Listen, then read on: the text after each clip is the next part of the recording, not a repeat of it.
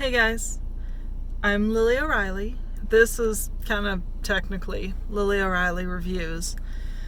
And I'm just here to check in with y'all on the coronavirus COVID-19 thing. So, let's get to that. Okay, so I am shooting this from a parking lot, having just filmed my final scene for the foreseeable future. Just hit a grocery store to kind of do a last minute setting up my quarantine, because if you didn't know, I live with roommates, which means that I'm getting ready to go into what's basically a 14-day lockdown to see if I'm going to show symptoms before I can go back into general household socializing, because I don't want to get anybody sick. Now, I can hear some of you saying, what the fuck? It's just a flu, like it's fine, why bother? And the problem, I'm trained as a biologist. I've been following as much of the research as I can on this. And our problem is not that coronavirus is necessarily going to kill me or you, similarly healthy 20-something person. If I get it, I'll probably survive it. The mortality rate's fairly low. The problem is, I don't want to pass it to someone who, like one of my roommates, who has to take care of her elderly parents. If I pass it to her and she passes it to them and they die, that's on me, man. That's bad karma. And the other problem is, I don't know if you're familiar with the concept of a denial of service attack. It's a shitty thing people do on the internet to make websites unusable. Basically, you overwhelm a website with traffic and it crashes. That is what COVID-19 is going to do to hospitals if we don't flatten the curve. Practicing things like 14-day quarantines after risky interactions. Doing things like social isolation. I'm not going to be hanging out with people. I'm not planning on doing any kind of social function until we have this under control as a society. I've actually stocked up on enough groceries for a couple weeks so that hopefully I won't have to go out until I'm sure that I'm non-transmissible. Things like that. What we're trying to do with that is we're trying to slow the rate at which this can bounce from person to person. If we can slow the rate, then we're not going to overwhelm our medical system. That's the fear. Because if the ICU fills up and your dad has a heart attack, he's fucked.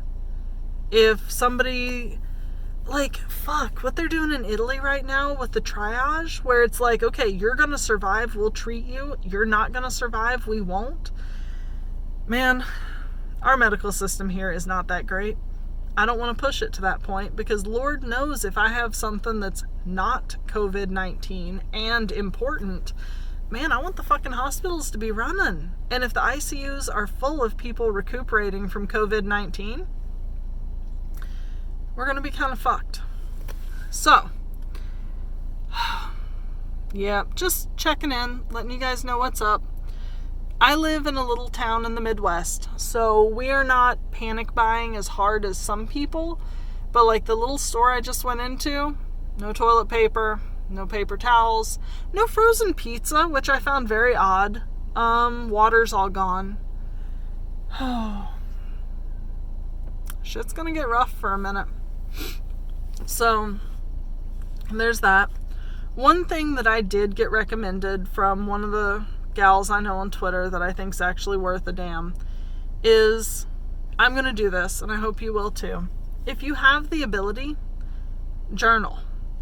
Grab a paper journal, sit down and keep track of what this is like for you where you are. And then just put it in a safe space. Because oftentimes the only accounts of history that we're able to find in a couple hundred years are handwritten accounts, primarily by women, that explain what the day-to-day life was like.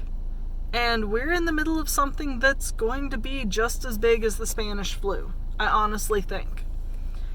And it wouldn't hurt to have some accounts of this written down for future historians who are going to want to know. Now, I'm not saying you should panic. This is not end of days. I firmly believe we're going to get through this as a global society. But if you want my advice, as somebody with biology experience, as somebody who's trying to take this seriously but not ridiculously, wash your hands for 20 seconds anytime you touch anything that you think could even be a thing. You get delivery food, open the lid, wash your hands, then take your food out and eat it. You go out to a store and you pick shit up, don't touch your face. No eyes, no nose, no mouth, nobody else's face until you've washed your hands. It's easy. 20 seconds is happy birthday twice or the intro to Welcome to the Black Parade. You got this. It won't hurt you. If your hands get dry, put lotion on them. Wash and then lotion. I've got both set up right by my sink. These are things that we should be doing all the time, but we especially should be doing now. Try to keep at least 3 feet between you and people who have not undergone a 14-day quarantine. So, I'm not going within 3 rooms of my roommates until I've spent 14 days making sure I'm okay. Everything I'm seeing says that this is transmissible via sputum, spit bits, that when we cough, wind up on people's faces, get into their eyes, nose, or mouth. Which means, if you have a cough, wear a fucking mask. I'm not judging you if you've got to go outside in this when you have symptoms. It's best if you don't, but if you have to, wear a mask so your shit doesn't wind up on other people. If you're immunocompromised, wear a mask to protect yourself. If you're a regular healthy person, they're saying masks don't do much, but fuck it, they make fabric ones, washable ones. It can't fucking hurt if it keeps you from touching your face. The one thing that I am doing that's going to sound like hucksterish, but there's research behind it, and I'll make a video on it if you want, is I use an immune system boosting supplement made from elderberries. It's called Sambucol. I'll drop a link. It does not have any studies for long-term use, but I started taking it a couple days ago because I knew I was going to have to shoot. I'm going to keep taking it for probably another 5 days, and then I'll go off it if I'm not showing symptoms. But it works by boosting your immune system, and it has research behind it that says it's pretty good against viral infections. It's really good against herpes, surprisingly enough. I take it whenever I go to big conventions, and I've got a pretty good track record with not getting sick. Allergies, on the other hand, are kicking my ass right now.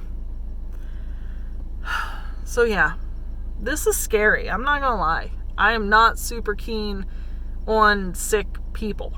And they're everywhere. And we've just got to do what we can. If you have neighbors who are elderly or immunocompromised, reach out to them. See if they need help. If you're young and healthy and you can go get groceries for someone who's older, do it. If you can help out people in your community that need you, do it. I'm absolutely going to be reaching out to my neighbors to see if there's anything I can help with. So yeah, be good to yourself, wash your goddamn hands, try to be good to each other, and I think we'll get through this. I think we'll be okay. It's scary right now, but we got this. So that's me. That's where things are for me. I am basically going to go hole up in my room for the next 2 weeks. And then I will emerge like a small, even paler butterfly.